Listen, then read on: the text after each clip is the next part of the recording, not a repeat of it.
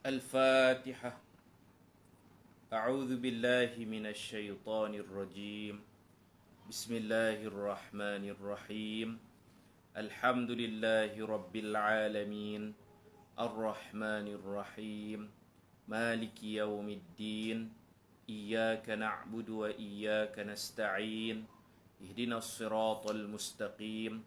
صراط الذين أنعمت عليهم غير المغضوب عليهم ولا الضالين. آمين. الحمد لله والصلاة والسلام على رسول الله وعلى آله وصحبه ومواله. رب اشرح لي صدري ويسر لي أمري واحلل عقدة من لساني يفقه قولي.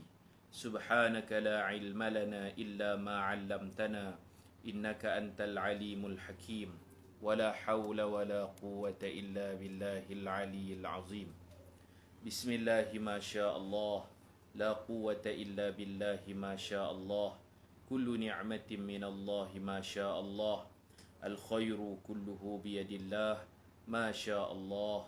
لا يصرف السوء إلا الله. Amma ba'du. Alhamdulillah, pada petang ini dapat kita sambung seperti biasa kuliah sirah nabawiyah. Kita sampai muka surat 125. Apa khabar tuan-tuan dan puan-puan sekalian? Mudah-mudahan kita semua sihat, insya-Allah dikurniakan afiyah. 125. Qala al-musannif rahimahullah wa adama an-naf'a bi'ulumihi fid darain amin. Fasalla Umar ibn al-Khattab sayfahu wa tawa'ada man yaqulu mata Rasulullah sallallahu alaihi wasallam wa qala innama ursila ilayhi kama ursila ila Musa falabitha an qaumihi 40 laylatan. Maka Sayyidina Umar bin Al-Khattab radhiyallahu anhu menghunuskan pedangnya dan mengugut untuk membunuh sesiapa yang berkata Rasulullah sallallahu alaihi wasallam telah meninggal dunia. Dia tak boleh terima kematian Rasulullah. Dia sedih sangat. Kematian Rasulullah ni ada yang berdiri terpaku, tak duduk-duduk. Ada yang berjalan ke sana ke sini tak henti-henti, tak tentu arah. Ada yang menangis. Ada yang diam 1000 bahasa. Dan Sayyidina Umar dia mengangkat pedang, mengugut. Siapa kata Rasulullah wafat, dia akan bunuh. Beliau berkata Rasulullah dijemput untuk bermunajat kepada Allah, seperti mana Nabi Musa alaihi salam pernah bermunajat kepada Allah dan meninggalkan kaumnya selama 40 malam. Dia kata Nabi koma. Roh Nabi pergi menghadap Allah, nanti akan dikembalikan roh Nabi. Sebenarnya Nabi dah wafat. Nabi memilih untuk wafat. Bila ditanya, adakah kamu mau kekayaan, kesenangan, kunci khazanah dunia? Nabi memilih akhirat. Nabi memilih untuk bertemu Allah Subhanahu wa ta'ala. Ketika Rasulullah wafat, Sayyidina Abu Bakar berada di luar Madinah. Selepas pulang ke Madinah dan menerima berita kewafatan Rasulullah sallallahu alaihi wasallam, beliau masuk ke rumah Aisyah radhiyallahu anha dan menyelak kain yang menutupi wajah Rasulullah sallallahu alaihi wasallam. Beliau mencium Rasulullah sallallahu alaihi wasallam dan menangis. Dia cium. Cium ni cium dekat dahi Rasulullah. Cium kat dahi Rasulullah dan dia menangis. Dan dia sebut, waktu cium tu dia sebut tibta hayyan wa mayyitan ya Rasulullah. Tibta, kau orang baik. Satu terjemahan. Terjemahan kedua, kau wangi. Kau baik atau kau wangi. Ketika kau hidup hayyan, kau baik, kau wangi. wa mayyitan, kau meninggal dunia pun baik wangi ya Rasulullah. Ni Sayyidina Abu Bakar cium kat sini. Kita pun sunat cium dahi orang mati ni, kita cium. Kalau dia guru kita, kerabat terdekat kita, kita cium. Kita kata macam Sayyidina Abu Bakar kata, kalau orang tu orang baik lah, kita kata tibta hayyan wa mayyitan. Ya Rasulullah tu kita ubahlah, kita sebutlah nama fulan bin fulan tersebut. Tibta ni tabata, tibta, ta bagi kasrah, ba sukun, ta fathah. Tibta hayyan wa mayyitan ya Rasulullah. Kemudian beliau keluar bertemu orang ramai dan berkata, ketahuilah sesiapa yang menyembah Muhammad. Sayyidina Abu Bakar keluar dan dia bagi satu pidato. Man kana ya'budu Muhammadan, sesiapa yang membunuh Nabi Muhammad, maka sesungguhnya Nabi Muhammad telah meninggal dunia. Dan sesiapa yang menyembah Allah, maka sesungguhnya Allah itu maha hidup dan tidak akan mati.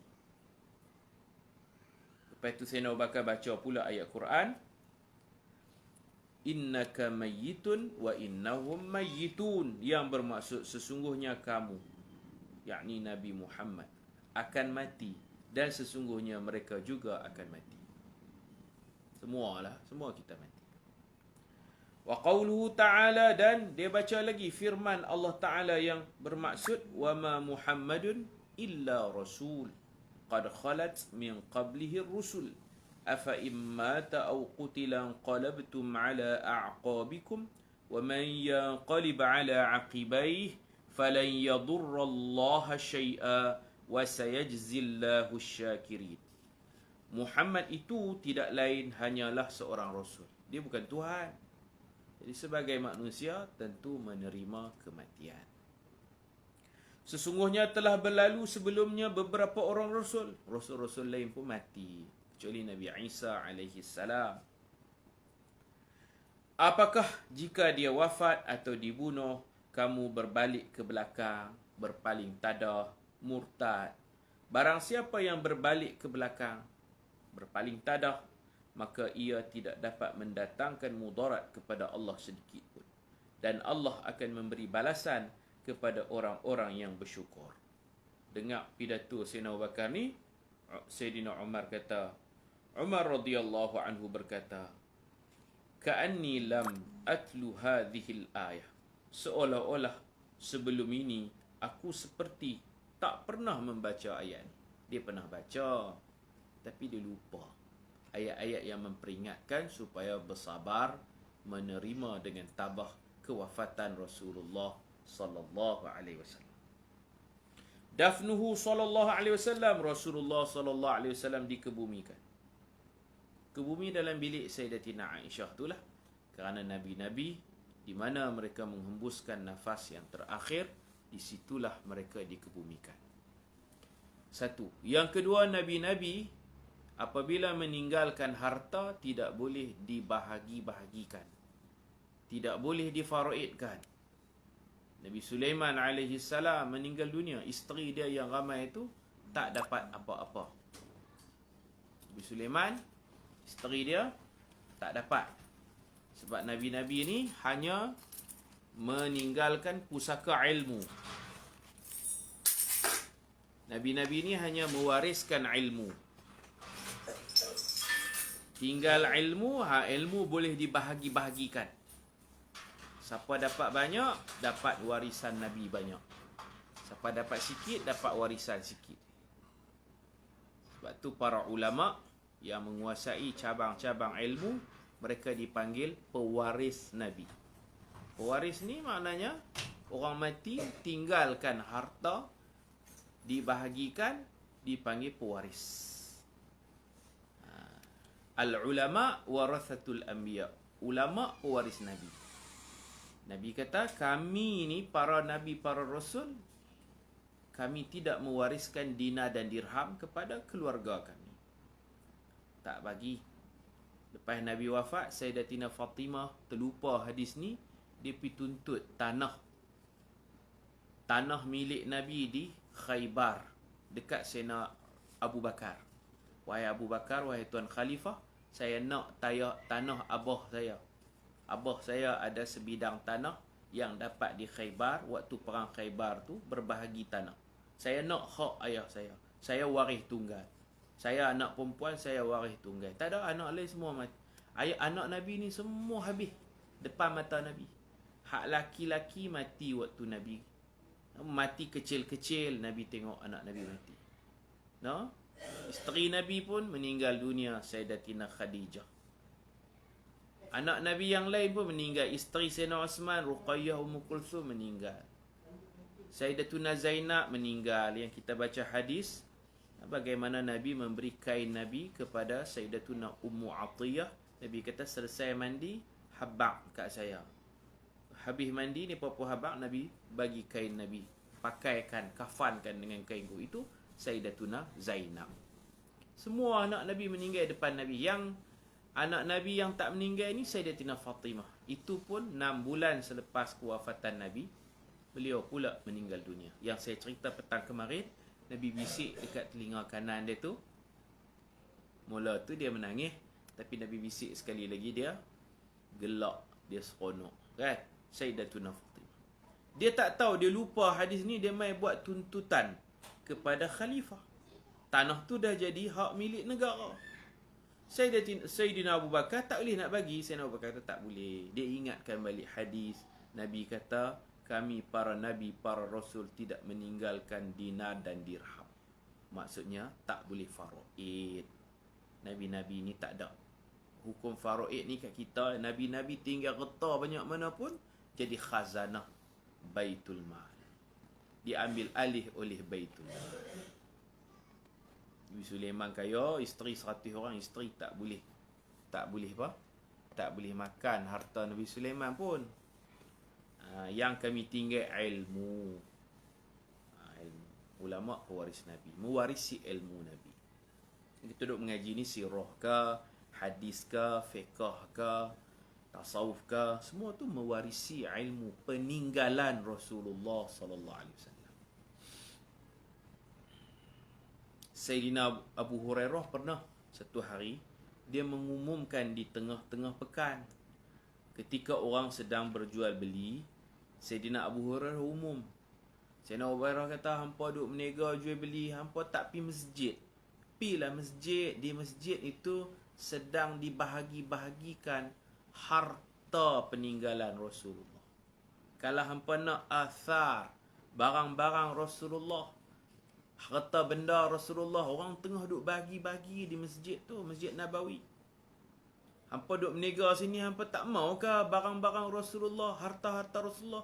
Kalau nak pi masjid kah? Pi cepat. Nu di masjid tu orang duk bahagi-bahagi harta Nabi, harta peninggalan Nabi. Maka bergegaslah orang ramai. Dia bukan nak prank ni apa dah. Dia habaq betul. Dia bukan nak melawak, benda betul. Ni apa pun tinggal jual beli. Tinggal customer, pembeli pun tak jadi nak beli. Pakat lari. Lari. Masuk Masjid Nabawi lah. Masuk. Tak ada siapa bahagi apa pun. Yang ada seorang sahabat yang sedang berkuliah, sedang mengajar. Adalah seorang sahabat tu duduk tengah mengajar di Raudah. Mereka ni masuk-masuk, dia tengok, tak ada orang bahagi apa pun. Mereka keluar balik, mereka marah kat Sayyidina Abu Hurairah. Mereka kata, wahai Abu Hurairah, kau tipu kami kah? Tak ada pun orang bahagi harta Nabi di masjid ni. Tak ada pun. Yang kata orang bagi harta Nabi dalam masjid ni, tak ada pun. Kata Sayyidina Abu Hurairah, tu orang duk mengajak tu, duk baca kitab tu, duk riwayat hadis tu, ilmu yang disampaikan itu asalnya ilmu Rasulullah. Kita ni dapat serba sikit. Itulah peninggalan Rasulullah. Itulah harta yang dibahagi, disampai-sampaikan. Hampa duduklah saat mengajilah, jangan sibuk menega je. Kena ada masa mengaji. Mengaji itu menerima pembahagian harta peninggalan Rasulullah setelah Rasulullah wafat. Oh, baru ni faham gitu. Baik. Jasad Rasulullah terus berada di rumahnya pada hari Isnin. Meninggal hari Isnin kan? Isnin tu tak ke bumi lagi. Malam tu, Isnin malam Selasa tak ke bumi lagi. Dan harinya, Selasa pagi tu tak ke bumi lagi. Dan malah Rabu. Selasa malah Rabu tu baru dikebumikan jasad Rasulullah. Dikebumikan pada waktu malam. Meninggal hari Isnin. Esok tu Selasa, malam tu. Hampir 2 hari jasad Rasulullah dibiarkan, tidak diurus kerana tak ada ketua. Ketua ni penting. Kena ada khalifah. Lantik khalifah dulu. Tapi tak apalah, jasad Rasulullah ni tidak berbau. Mayat kita kalau dilambat-lambatkan takut berbau. Nabi kata asri'u bil janazah. Urus jenazah cepat-cepat. Sehingga orang Islam selesai melantik khalifah. Lantik di mana? Lantik di satu tempat nama Thaqifah Bani Sa'idah. Thaqifah Bani Sa'idah. Sampai sekarang tempat tu ada signboardnya. Dulunya dewan terbuka. Sekarang mereka tanam pokok-pokok bunga. Ada Thaqifah Bani Sa'idah. Di situ tempat pelantikan Sayyidina Abu Bakar sebagai khalifah. Siapa pergi umrah, kalau kita boleh jalan-jalan, kita tunjuklah tang ni. Ni pertinggalkan jasad Rasulullah, pakat semayang seorang-seorang, tidak berjemaah. Kemudian mereka berhimpun, mereka bermusyawarah. Agendanya satu je, nak lantik seorang ketua. Bila ketua ni boleh bagi arah, lantik, maka berlakulah pelantikan Sayyidina Abu Bakar As-Siddiq radhiyallahu anhu. Di mana? Di Thaqifah Bani Sa'idah. Thaqifah ni kat mana? Tak jauh daripada Masjid Nabawi. Kok pagar-pagar tu lah. Dulu ada Ma'rad Asma'ul Husna. Pameran Asma'ul Husna. Jadi dekat tu lah. Dekat tu lah. Kalau kita pergi Madinah, insyaAllah, kalau kita pusing Masjid Nabawi tu, pusing Masjid Nabawi, kita boleh tunjuk lah tempat pelantikan tu. Kemudian jasad Rasulullah dimandikan. Ni tengok baliklah dalam kitab 40 hadis tentang hukum fiqh. Siapa yang bagi mandi Nabi? Al-Abbas, anaknya Qutham bin Abbas. Kaum keluarga terdekat lah, Sayyidina Ali. Kemudian jasad Rasulullah dimandikan dan dikafan dengan 3 helai kain putih yang tiada padanya baju dan serban. Tapi kalau nak pakai baju pun boleh. Sayyidina Abu Bakar meninggal dunia pakai jubah putih. Dan ditambah lagi dengan 2 helai kain kafan. Yang tak boleh, yang Nabi larang tu orang mati dalam ihram. Yang tu memang Nabi kata jangan kafankan dengan baju. Adapun orang yang tidak mati dalam ihram, kalau dia nak pakai jubah, boleh. Harus. Cuma yang kita cerita ni ialah pengurusan jasad Rasulullah.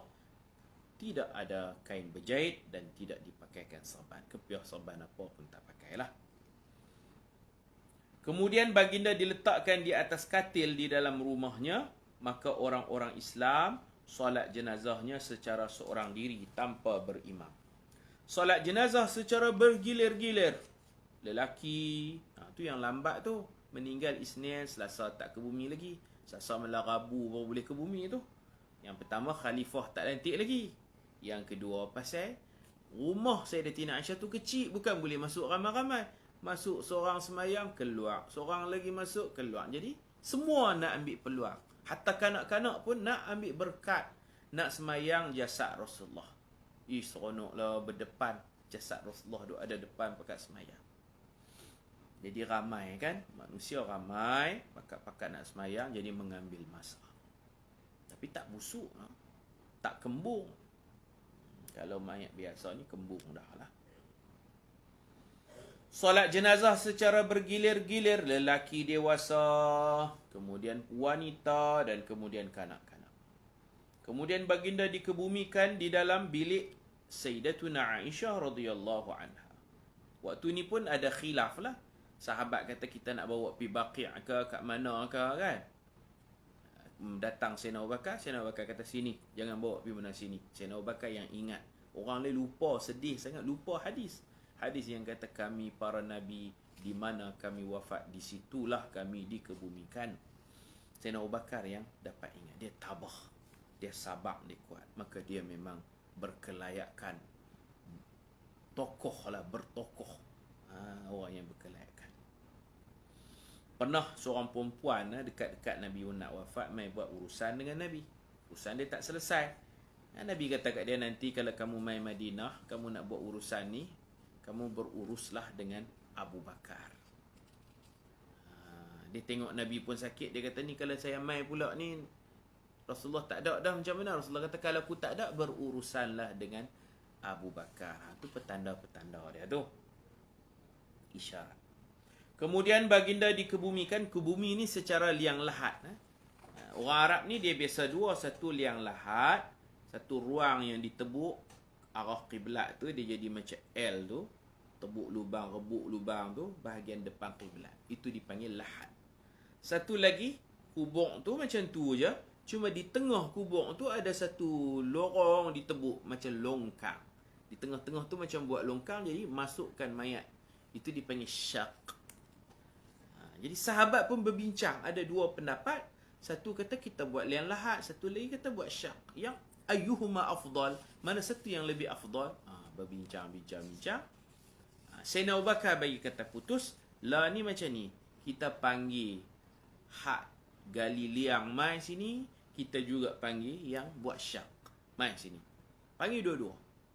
Kalau ada dua-dua, kita panggil dua-dua. Maka sahabat pun pilih panggil, saya tak ingat nama, kalau tak silap Sa'ad bin Abi Waqqas kot. Dia penggali liang lahat. Panggil dia mai. Hak seorang lagi pula tak ada di Madinah, kerja di luar, tak dapat maklumat. Hak duk gali syak tu tak ada, dia keluar.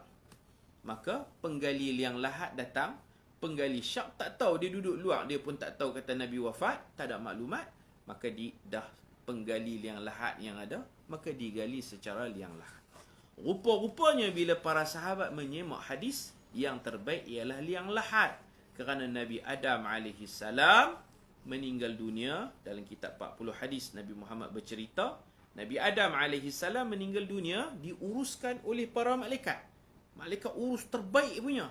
Malaikat mandi, malaikat letak minyak wangi, malaikat kapan, malaikat letak batu nisan, dan malaikat wa alhaduhu, malaikat buat liang lahat untuk Nabi Adam. Malaikat semayang 4 takbir. Jadi yang terbaik ialah panduan pengurusan jenazah Nabi Adam yang diurus oleh malaikat sendiri. Rupanya lahat tu lebih baik. Lahat lebih baik. Nombor 2 syak, nombor 3 ni tabut. Tabut ni apa? Keranda. Keranda ni dia kurang baik lah. Tapi bagi tempat yang tanah tu lembut, memang kadang-kadang perlu guna keranda. Tak ada masalah. Jadi kita berhenti takat ni dulu. Ringkas je petang ni. Saya nak ke Jitra pula. Ada kuliah di sana. Kena keluar awal. Sampai takat ni dulu insya-Allah. Wassallallahu ala sayyidina Muhammad wa ala alihi wa sahbihi ajma'in. Walhamdulillahi rabbil alamin.